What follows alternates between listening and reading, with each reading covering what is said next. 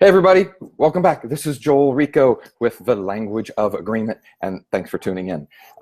Every week I spend a little 5 or 10 minute blurb, just to give you a little something that hopefully you can put into play right away.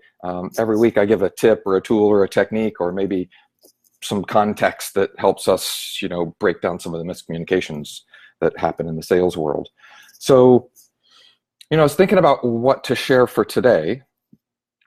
And I think a place where we have a bunch of misunderstandings is really in our intention and how our intention gets interpreted. So consider this example. You go to lunch with a friend of yours, you have a nice lunch, you're talking, you're chatting, you're having a good time, you're telling jokes, you pick up the tab, and all is well. Okay, so a week later, you get back together with your friend, or you hear from your friend, you get a phone call from them, and they say, hey, I have something to share with you. Last week when we had lunch, you really hurt my feelings. You said blah, blah, blah, and it really hurt my feelings. But that wasn't your experience. Your experience was, wow, we had a good time, and we told jokes, and we had fun. The real question is, who gets to decide if you hurt their feelings? So who gets to determine your message?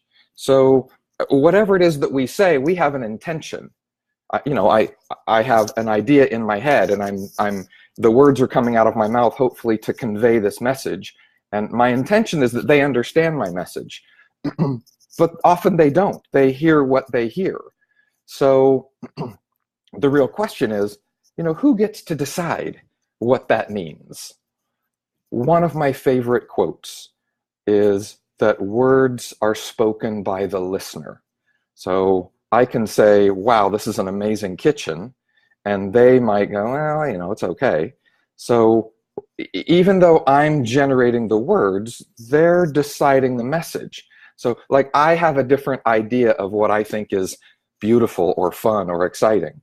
And you have a different idea of what you think is beautiful or fun or exciting.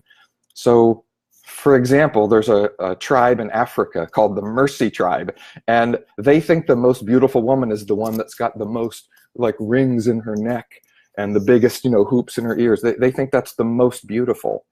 There was a time in this world where the most beautiful woman was like a size 16. And today we think the most beautiful woman is a size 2 or something. So these words, these descriptors that we're using are, they're up to us to decide. So when I say fun, I'm usually thinking of something that involves a helmet and, mortality risk. You might think it's playing with your cat. So the point of these examples are, hopefully you get that the message is interpreted by the listener, regardless of what you say. So the real meaning, this is my favorite part, the real meaning of any communication is only measured by the response that you get.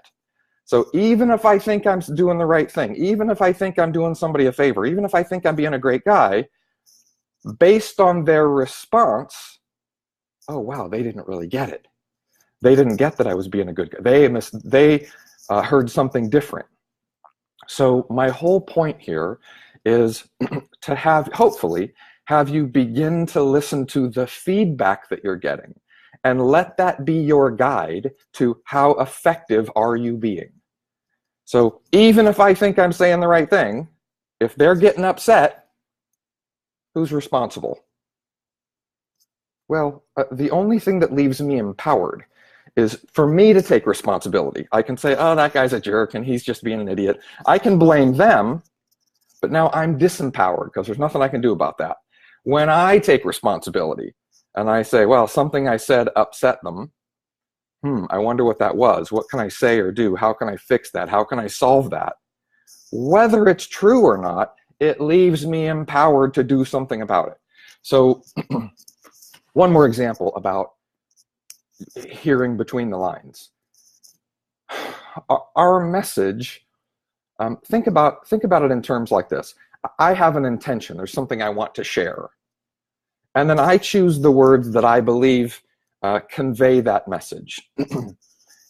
And then those words that I use that convey that message land over there with the listener, with the client, with the prospect, and they interpret those words and they get their own message. So how do I know if my message lands with them?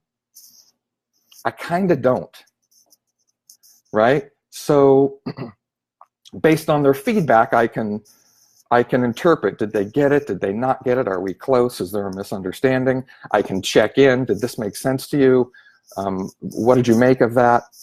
But just a really quick example to hopefully get you maybe to understand that there's things that are said and there are things that are implied, and then there's the way in which we listen. So one of the things that I go over many, many times in the Language of Agreement full workshop is that there's a lot of communication happens subliminally. What that means is, you've all heard that we use 10% of our brain and 90% we don't. Well, that's not true. 10% is the conscious part. It's the part that's I'm talking to you right now. The 90% is the subconscious. It's all the mechanisms that happen in the background. It's the mechanisms that beat your heart and digest your food and heal your wounds and grow your hair and all that. It's also the mechanisms that take in your sensory acuity, the colors and light and sound and all that stuff. It's flooding into your subconscious. Now, you can't focus on all that stuff at once. It would overload your conscious mind. But the subconscious mind is working all the time, and it's hearing and deciphering messages in everything that we're exposed to. This is why there's so much hypnotic suggestion in commercials and TV ads. Anybody who's been through the Language of Agreement full training curriculum, it's difficult now to watch TV commercials because now I just see the subliminal messages. I see the programming. I mean, I can see through the charade. So just as a little example to show you how the conscious and the subconscious mind listen differently, play a little word association game with me right now. And I know that you can hear me, but I can't hear you. My request is that you do this out loud. Wherever you're sitting, do this out loud. It'll make more sense for you. It'll have a bigger impact for you. So say the first word that comes to your mind when I do this. So when your kitchen floor is dirty, you clean it with a thing on the end of a stick that's called a mop. And the opposite of the bottom is the top. And another name for a police officer is a cop. And when you get to a green light, how many of you said stop? Right? When you get to a green light, you don't stop, you go. So what happened there is the subconscious mind was working even though you didn't know it was working. You thought your conscious mind was running the show, and it was really your subconscious mind that's running the show. So one of the things that I'm committed to in this work is helping people, especially salespeople, get a handle on what's actually being communicated beyond the words. So there's differences in how we deliver and what words we choose and our intention and how our intentions get landed, how our messages get heard and received, and how all those things are interpreted. So I know this week's little snippet was maybe a bit esoteric, and yet hopefully you got a grip. Hopefully you got a little exposure to the power of that subconscious mind. Just consider when you're sitting down with a client, with a prospect, whatever, and you're doing your best to win them over and tell them how great your marketing plan is and that you're going to make them lots of money, whatever. That subconscious mind is running in the background. And what's running for them? Who knows? Who knows? Maybe they're thinking, God, this salesperson's trying to take advantage of me. Maybe they're thinking, I don't have enough money to make this work. Maybe they're thinking, oh God, if I don't sell this house, I'm going to go to jail. I don't know. Something is running in the background. So the question is, how do we connect with people such that our message gets across regardless of whatever that subconscious mechanism is running for them? How do we cut through that and connect with them such that the message gets through? So this is just one little facet of this work that I call the language of agreement. How do we connect with people? How do we set up agreements such that everybody's happy? How do we set up a win-win that everybody thinks they got the better end of the deal, right? In my world, that's the perfect agreement, is everybody think they got the better end of the deal. And that's my intention, to set these up and help you to learn to set those up with your clients. So when they sign the contract, when they, fill out the paperwork, when they get the escrow check, they always think they got the better end of the deal.